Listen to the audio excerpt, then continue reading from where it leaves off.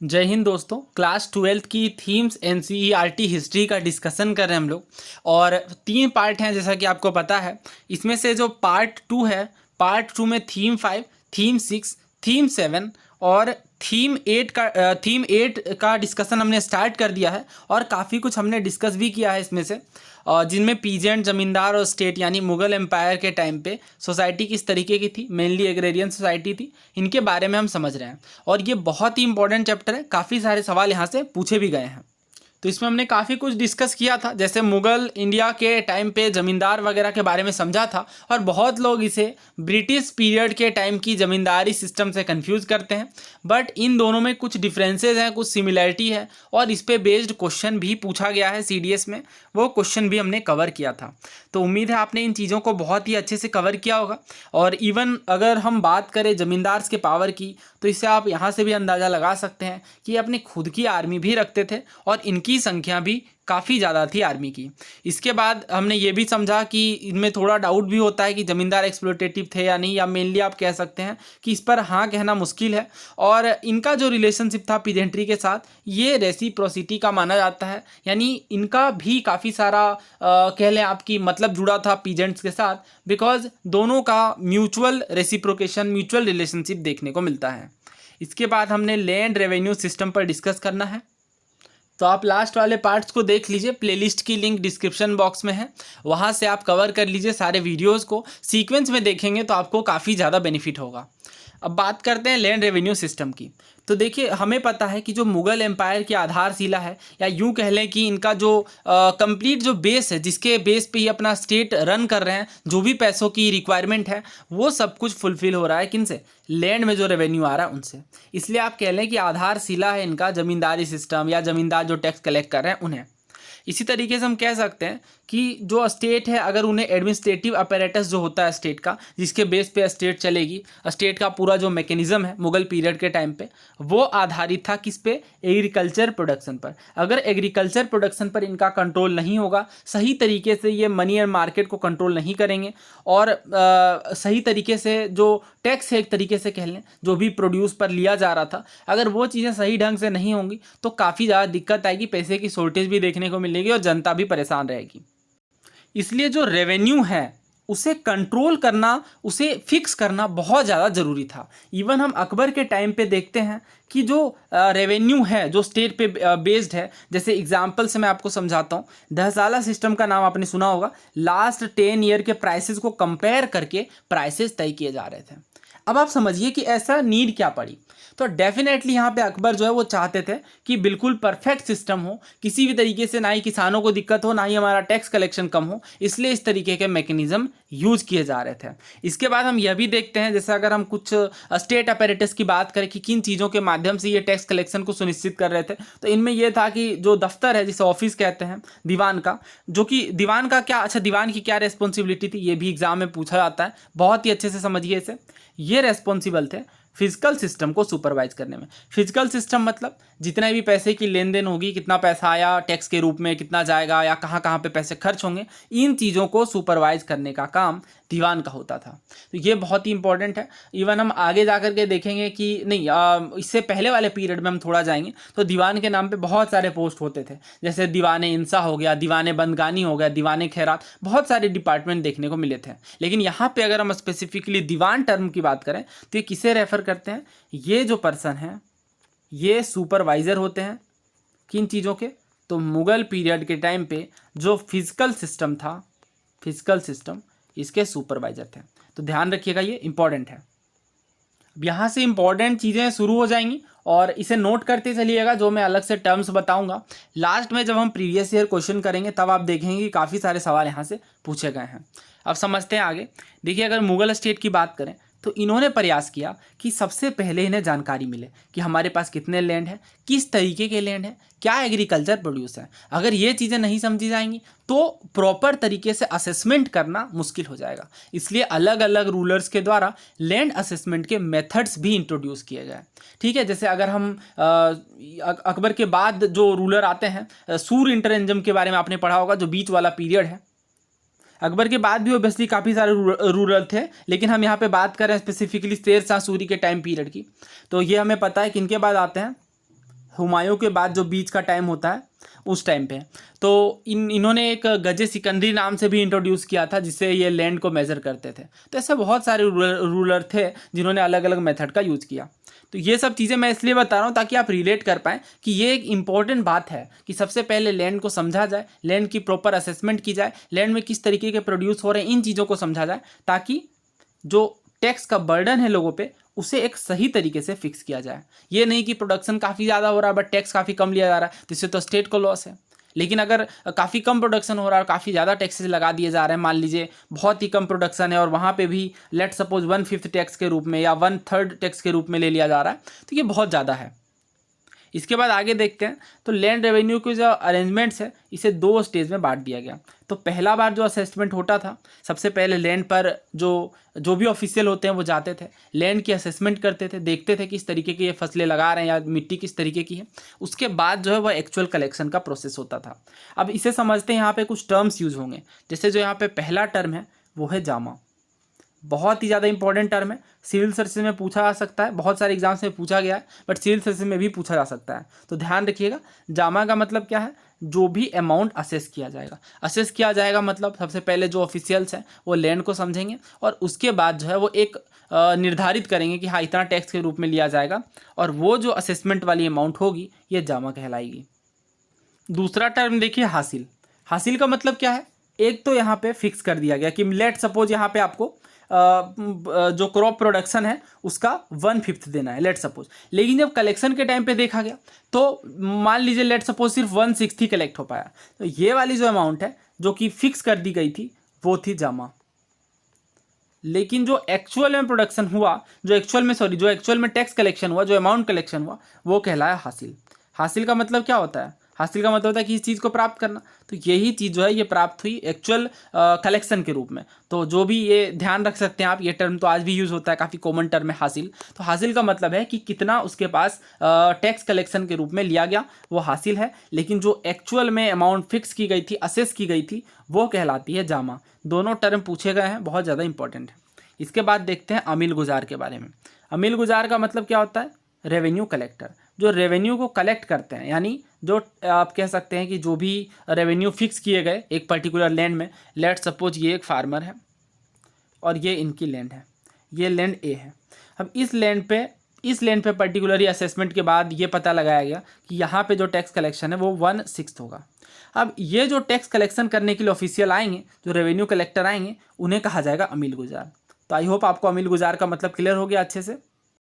अब अकबर के द्वारा ये घोषणा निकल करके आई कि कल्टीवेटर्स को कोशिश करना है, किसी तरीके से ऑफिशियल उन्हें मना है कि आप जो है वो कोशिश करिए कैश में देने की, क्योंकि कैश सबसे लिक्विड है ऑब्वियसली, और कैश की जो पेमेंट है ये प्रायोरिटी पे रखी गई। लेकिन मान लीजिए अगर कोई कैश देने में असमर्थ है तो वहाँ पे दूसरे मेथड भी हैं पे करने के, राइट। जैसे मान लीजिए कोई, बहुत सारे मेथड्स थे पे करने के, जैसे मान लीजिए प्रोड्यूस नहीं हो पाया, प्रोड्यूस वो नहीं दे पाया, या कैश नहीं दे पाए तो प्रोड्यूस दे रहे हैं, या प्रोड्यूस भी ना दे पाए तो फिर जैसे लेबर वगैरह के बारे में दे सकते हैं। तो इस तरीके से अलग अलग मेथड थे। तो इन रेवेन्यू को फिक्स करते टाइम जैसा कि मैंने बताया, स्टेट के द्वारा भी यही प्रयास था कि अपने क्लेम्स को मैक्सिमाइज रखा जाए। क्यों मैक्सिमाइज रखा जाने का मतलब, जैसे मान लीजिए कि कुछ भी फिक्स किया गया उससे ज़्यादा से ज़्यादा कलेक्शन करना है, कम नहीं करना है ऑब्वियसली, क्योंकि इनसे तो फिर इनका नुकसान भी होगा, स्टेट का तो होगा ही होगा, लेकिन जो कलेक्ट कर रहे हैं उनका भी नुकसान होगा। वो कैसे होगा वो मैं बताता हूँ, बट फिलहाल आप ये समझिए कि ये कोशिश करते हैं हमेशा कि ज़्यादा से ज़्यादा टैक्स के रूप में, ज़्यादा से ज़्यादा क्लेम के रूप में बताया जाए कि हाँ इतने पैसे आपको या इतना प्रोडक्शन आपको देना है, ताकि ज़्यादा से ज़्यादा फ़ायदा हो सके। लेकिन ऑब्वियसली एक्सेप्शन हर जगह है, तो बहुत बार ऐसा भी होता था, लोकल कंडीशन भी एक फैक्टर हो जाती थी। जैसे मान लीजिए किसी जगह पे बहुत ही भयंकर एपिडेमिक आ गया या कोई अलग तरह की प्रॉब्लम आ गई, तो ऑब्वियसली वहाँ पे प्रोड्यूस चाह करके भी नहीं कलेक्ट कर पाएंगे ऑफिशियल्स। तो ये सब रीजंस भी देखने पड़ते थे। इसके बाद आगे देखिए, दोनों ही कल्टीवेटेड और कल्टीवेबल लैंड, ये दोनों ही मेज़र किए जा रहे थे, तो मेजरमेंट का बहुत बड़ा रोल था। अब आईने अकबरी में अगर हम देखें तो इनमें कंपाइलेशन भी देखने को मिलती है उन लैंड्स के एग्रीगेशन की। अकबर के टाइम पीरियड में बहुत सारे प्रयास किए गए, इवन 1665 के बाद औरंगज़ेब के टाइम पे भी बहुत सारे प्रयास किए गए। जैसे ये औरंगज़ेब के द्वारा कहा गया कि एनुअल रिकॉर्ड आप लोग निकालिए कि हर गाँव में कितने कल्टिवेटर्स हैं। ठीक है, लेकिन ऑब्वियसली सारा प्रयास तो सक्सेसफुल होगा नहीं। बहुत सारे जगह जो है वो फॉरेस्ट थे, या बहुत सारे ह्यूज एरियाज को जो जिनमें फॉरेस्ट कवर किए हुए थे, या और भी जो बंजर ज़मीनें थी, इन सब का प्रॉपर रिकॉर्ड नहीं रखना पॉसिबल ही नहीं हुआ एक्चुअली। तो ये भी ध्यान रखिएगा, ऐसा नहीं अगर स्टेटमेंट बन करके आता है कि औरंगजेब के द्वारा जो इंस्ट्रक्शन दिया गया उनके ऑफिशियल्स को कि एनुअल रिकॉर्ड निकालिए आप प्रत्येक गांव में विलेजर्स का, तो ये 100% सक्सेसफुल रहा। 100% सक्सेसफुल नहीं रहा, क्यों? क्योंकि बहुत सारे ऐसे एरियाज थे जिन्हें मेजर नहीं किया जा सका। अगला टर्म देखिए, वेरी वेरी इंपॉर्टेंट। ये जो बॉक्सेज है ना, यहाँ से बहुत सारे सवाल CAPF में पूछे जाते हैं, CDS के लिए भी बहुत ज़्यादा इंपॉर्टेंट है। अगर अमीन की बात करें तो अमीन वो ऑफिशियल हैं जो कि रेस्पॉन्सिबल हैं इंपीरियल रेगुलेशन को इंश्योर करने में, कि जो प्रोविंसेस हैं उनमें किस तरीके से जो स्टेट्स के द्वारा ऑर्डर आए हैं वो फॉलो किए जाएंगे। इन चीज़ों को इंश्योर कराने का काम अमीन के द्वारा होता था। अब ये जो बॉक्स है सोर्स 5, ये बहुत ही ज़्यादा इंपॉर्टेंट है, मतलब वेरी वेरी इंपॉर्टेंट है। इसमें जो 4 टर्म्स है अलग अलग तरीके के लैंड्स के बारे में बताते हैं, और ये बहुत बार एग्जाम्स में पूछे गए हैं। तो देखिए, ये आईने अकबरी के अकॉर्डिंग है लैंड्स का क्लासिफिकेशन अकबर के टाइम पे। तो जैसा कि हमें पता है एम्पेरर अकबर के द्वारा कि इन्होंने एक बहुत ही अच्छी तरकीब निकाली लैंड को क्लासीफाई करने की, कि लैंड में जो भी रेवेन्यू फिक्स किया जाएगा वो डिपेंड करेगा लैंड के ऊपर। ऑब्वियसली सारी लैंड तो एक जैसी नहीं होती है, कुछ लैंड काफ़ी फर्टाइल होती है, कुछ लैंड ऐसी होती है जो कुछ पर्टिकुलर क्रॉप के लिए तो फर्टाइल होती हैं लेकिन बाकी के लिए नहीं होती हैं। तो उस तरीके से अकबर के टाइम पे ये डिसाइड किया गया कि डिफरेंट रेवेन्यू फिक्स किए जाएंगे लैंड के अकॉर्डिंग। तो ऑब्वियसली फिर लैंड को क्लासीफाई करना पड़ेगा। तो ये रही इनकी लैंड की क्लासिफिकेशन। पहला जो लैंड की कैटेगरी है वो है पोलाज। पोलाज किस लैंड को कहते हैं? तो पोलाज वो लैंड है जिनमें हर साल कल्टीवेशन हो रहा है। लेट सपोज, ये मैं एग्जांपल समझाता हूँ, ये 2023 है, यहाँ पे कल्टीवेशन हुआ इस लैंड में, फिर अगले साल 2024 में होगा, एक ईयर भी गैप नहीं होगा, हर साल कल्टीवेशन होगा। तो ये आप कह सकते हैं कि अच्छी ज़मीनें हैं क्योंकि यहाँ पे प्रोडक्शन अच्छा हो रहा है और हर साल प्रोडक्शन हो रहा है, तो ये होता है पोलाज। ठीक है, तो ये ध्यान रखिएगा। अगला बात करते हैं परौती की। परौती क्या होता है? परौती वो लैंड होता है जिनमें एक बार खेती हुई, मान लीजिए 2023 में खेती हुई, फिर आपने इस लैंड को छोड़ दिया। क्यों? कब तक छोड़ा? तब तक अच्छे से छोड़ दिया, तब तक इनमें कल्टीवेशन नहीं किया जब तक कि इनमें वापस से इनकी स्ट्रेंथ रिकवर नहीं हो जाती है। तो जनरली बहुत ही स्ट्रॉन्ग क्रॉप लगाए जाते थे, वैसे क्रॉप जिनमें अगर आप एक बार खेती कर लें तो फिर ज़मीन जो है वो तुरंत ही खेती करने के लायक नहीं होती है, इनमें कुछ टाइम छोड़ना पड़ता है, 6 महीने, साल भर, 2 साल, इस तरीके से, ताकि जो उसकी स्ट्रेंथ है वो वापस आ जाए और फिर से उसी तरीके से प्रोडक्शन हो। तो दूसरी कैटेगरी क्या है? परौती। तो ये वर्ड आज की डेट में भी यूज़ होता है, हालांकि ये टर्म थोड़ा बदल गया, समय के साथ टर्म बदल जाते हैं। जैसे एक परती लैंड होती हैं, ठीक है। परती लैंड में क्या है? जिनमें प्रोडक्शन ना के बराबर हो पा रहा है, या जिन ज़मीनों को छोड़ दिया गया है इस वजह से, ताकि उनमें खेती, मतलब उनमें स्ट्रेंथ ही नहीं है ज़मीन की, इस वजह से। ठीक है, तो टर्म थोड़ा सा चेंज हो गया, वैसे सिमिलर सा ही है कि ज़मीनें जो छोड़ दी गई हैं ताकि उनका स्ट्रेंथ वापस आ सके। आगे बात करते हैं छाछर लैंड की। तो छाछर लैंड का क्या मतलब है? वैसे ज़मीनें जिनमें 3-4 साल से जो है वो खेती नहीं हो पाई है, या 3-4 साल के बाद होती हैं, तो वो छाछर लैंड कहलाते थे। लास्ट में है बंजर ज़मीनें, और बंजर का मतलब ही है कि उनमें प्रोडक्शन नहीं हो रहा है। तो काफ़ी लंबा टाइम है, 5 साल से ज़्यादा छोड़ दिया गया अनकल्टिवेटेड, इसका मतलब वो ज़मीन जो है वो बंजर हो गई है। मैप को देखिए ध्यान से, बहुत ही ज़्यादा इंपॉर्टेंट होते हैं मैप्स जब भी हम हिस्ट्री की बात करते हैं। तो यहाँ पे देखिए समरकंद है, और समरकंद काफ़ी प्राचीन शहर है और काफ़ी फेमस भी था। ये बल्ख है। और कांधार तो बहुत ही ज़्यादा इंपॉर्टेंट है। आप ये बताइएगा कि किस मुगल एम्पेरर के टाइम पे मुगलों के हाथ से कांधार हमेशा के लिए चला गया, यानी उनके कंट्रोल से बाहर हो गया। और ये सवाल सिविल सर्विस में पूछा गया, मैंने बहुत बार करवाया है, बहुत ज़्यादा इंपॉर्टेंट क्वेश्चन है। और प्लीज़ आंसर दिया करिए, आए या ना आए आप उसे थोड़ा सर्च करके अच्छे से दे सकते हैं। नेक्स्ट वीडियो में मैं आंसर भी डिस्कस करूँगा और कमेंट को पिन भी कर दूँगा। इसके बाद देखिए काबुल, ये सब तो शहर आज भी हैं, बहुत ज़्यादा फेमस है ये भी। और इसके बाद यहाँ पे अगर हम इंडिया के अंदर देखें, वैसे इसे भी ये थोड़ा समझ लीजिए, यहाँ पे अगर हम ध्यान से देखें, हाँ ये इस साइड, ये देखिए बाबर के टाइम पे, यानी 1530 के आसपास ये वाला जो लैंड है लगभग ये मुगल में था, मुगल एम्पायर में था। अकबर के टाइम पे देखें तो काफ़ी ज़्यादा एक्सटेंशन हुआ, खास करके वेस्टर्न पार्ट में। ये वाला पार्ट देखिए, ये पूरा मुगल एम्पायर के कंट्रोल में आ गया। इसके बाद औरंगजेब के टाइम पे सबसे ज़्यादा एक्सटेंशन देखने को मिला है, नॉर्दर्न में भी एक्सटेंशन मिला है, और हालांकि वो सदर्न पार्ट तक नहीं पहुँच पाए थे, ये इसकी पूरी स्टोरी आपको पता होगी, हमने डिस्कस भी किया है। लेकिन फिर भी काफ़ी मेजर हिस्सा जो है वो औरंगजेब के टाइम पर मुगल एम्पायर के कंट्रोल में था।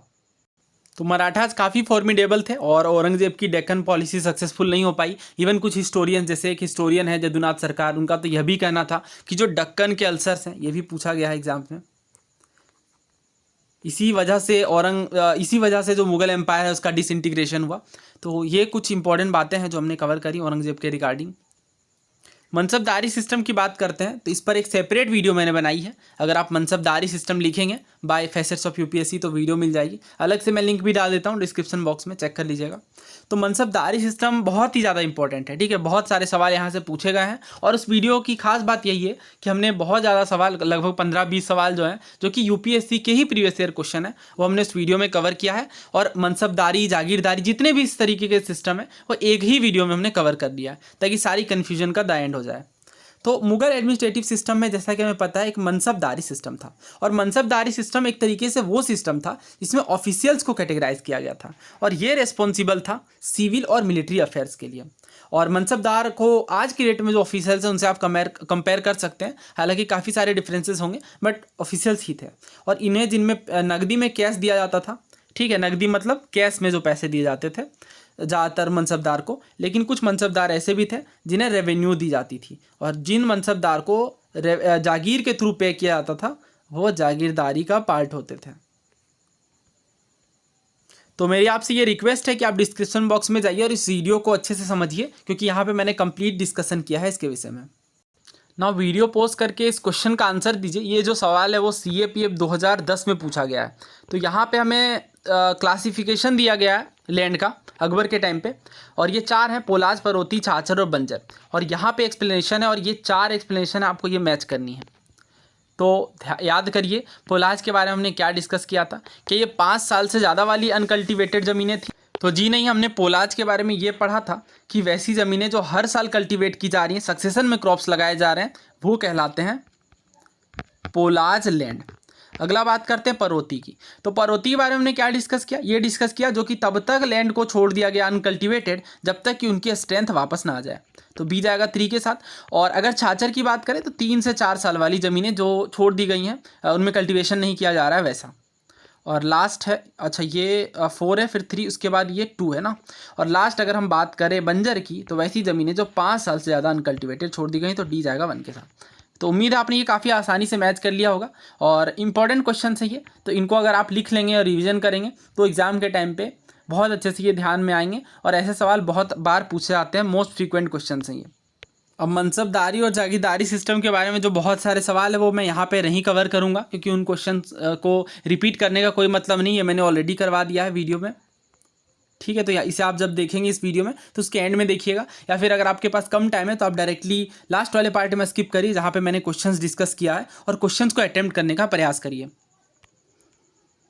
सो उम्मीद है आपको इन वीडियो लेक्चर से हेल्प मिल रही होगी। आपने राय अथवा विचार कमेंट बॉक्स में ज़रूर लिखें। धन्यवाद। जय हिंद।